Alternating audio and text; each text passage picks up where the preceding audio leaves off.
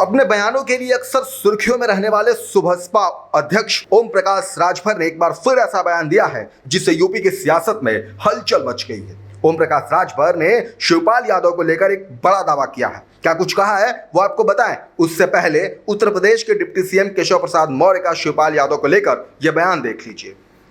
UP के deputy CM Keshav Prasad Maurya रविवार को बाराबंकी दौरे पर थे, जहां उन्होंने सफदरगंज क्षेत्र में स्थित प्यारेपुर में बीजेपी के पूर्व विधायक राम नरेश रावत की पुण्यतिथि में शामिल होकर प्रतिमा और स्मृति स्थल का अनावरण किया, जिस दौरान उन्होंने शिवपाल यादव को लेकर कहा कि फिलहाल किसी दूसरे दल के नेता ने पार्टी के किसी नेता से संपर्क नहीं किया। यूपी में अपने तीनों सहयोगी दलों के साथ 80 की 80 सीटें जीतेंगे। आगे उन्होंने कहा कि यह बात सही है कि चाचा और भतीजे के बीच विवाद था, वो मैनपुरी उपचुनाव का समय खत्म हुआ था, लेकिन उसके बाद फिर क्षितिज चल रहा है, ये मुझे पता है। सुनिए।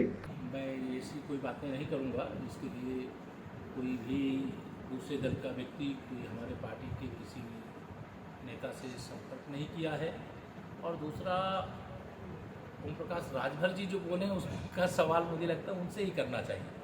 अभी भारतीय जनता पार्टी अपने गठबंधन मित्र के जो मित्र हैं, ओम प्रकाश राजभर जी हैं, डॉक्टर संजय निषाद जी हैं, अनुप्रिया पटेल जी हैं, हमारे जो गठबंधन के 3 सहयोगी दल हैं, उनके साथ हम उत्तर प्रदेश में इतने मजबूत हैं कि 80 की 80 सीटें हम जीत सकते हैं। यह सही है कि चाचा भतीजे के बीच में जो विवाद था वो केवल मैनपुरी लोकसभा उपचुनाव के समय खत्म हुआ था, उसके बाद फिर समय शीत युद्ध चल रहा है, ये हम लोगों को पता है। ये सवाल इसलिए भी है क्योंकि आज फिर शिवपाल जी ने उसी में एक इंटरव्यू दिया है, कहा है कि जब भी हमारा काम होता है हम योगी जी से फ़ोन पर डायरेक्ट बात करते हैं, और चाहे नेताजी हो, अखिलेश हो या हम हैं, हमारा संबंध योगी जी से बहुत अच्छा है। तो क्या नज़दीकी बढ़ रही है शिवपाल जी की बात? देखिए, कोई भी माननीय विधायक गण जो भी हों, चाहे वो पक्ष के हों चाहे विपक्ष के हों, तो माननीय मुख्यमंत्री जी से या मंत्री परिषद के किसी सदस्य से अपने क्षेत्र की अपने से संबंधित लोगों की कोई समस्या की बात कर सकते। बात करना ये कौन सा मतलब, ये तो हम लोग भी विपक्ष में विधायक थे तो हम लोग भी कोई बात होती थी तो मुख्यमंत्री या मंत्री से कोई बात क्षेत्र के संबंध में की जाती थी, किया जाता है, कर सकते हैं लोग। यही तो लोकतंत्र